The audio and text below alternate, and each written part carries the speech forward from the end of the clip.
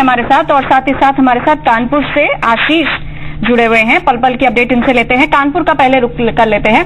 आशीष, कानपुर औद्योगिक लिहाज से बहुत ही ज्यादा महत्वपूर्ण है, लेकिन यहाँ के उद्योगों की भी जो स्थिति है वो भी किसी से छिपी नहीं है। आप सुबह से यहाँ जनता का मिजाज मूड समझ रहे होंगे।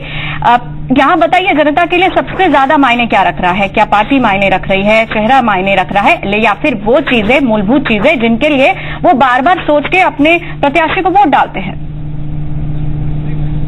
सीएम साहब के सामने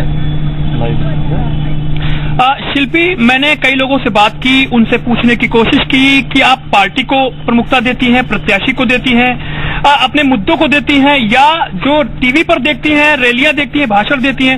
मैंने उनसे पूछने की भी कोशिश की। कई महिलाएं थी, कई ऐसे युवा थे जिनसे मैंने पूछने की कोशिश की, क्या आप किसी नेता की रैली में गए हैं कभी?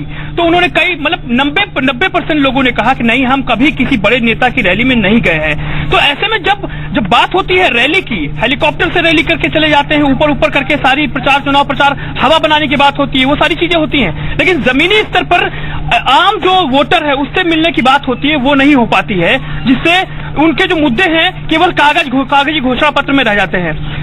जो हमने जाना, जो हमने सोचा, जो हमने देखा यहाँ पर अभी तक आपको बताऊं शिल्पी, 41 आशीष, आपके साथ भी लोग हैं, आप उनसे भी बात कर सकते हैं। अच्छा है कानपुर देहात में, धीरे धीरे अपडेट अभी 3 बजे का भी आएगा। जी,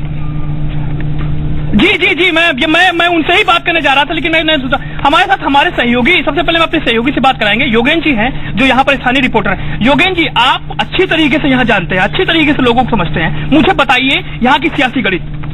दरअसल सियासी गणित की अगर बात की जाए तो हमेशा सियासतदानों ने इस कानपुर देहात को छलने का काम किया है। इस कानपुर देहात में 4 सांसद हैं, लेकिन 4 में से कोई भी एक सांसद ने कभी भी कानपुर देहात के लिए कुछ नहीं किया। उसकी बड़ी वजह ये रही है कि जो 4 लोकसभा यहाँ लगती हैं, एक लोकसभा इटावा से बिलोंग करती है, एक लोकसभा कन्नौज को बिलोंग करती है, एक लोकसभा आपकी जालौन गरोठा, और चौथी जो लोकसभा है वो अकबरपुर है।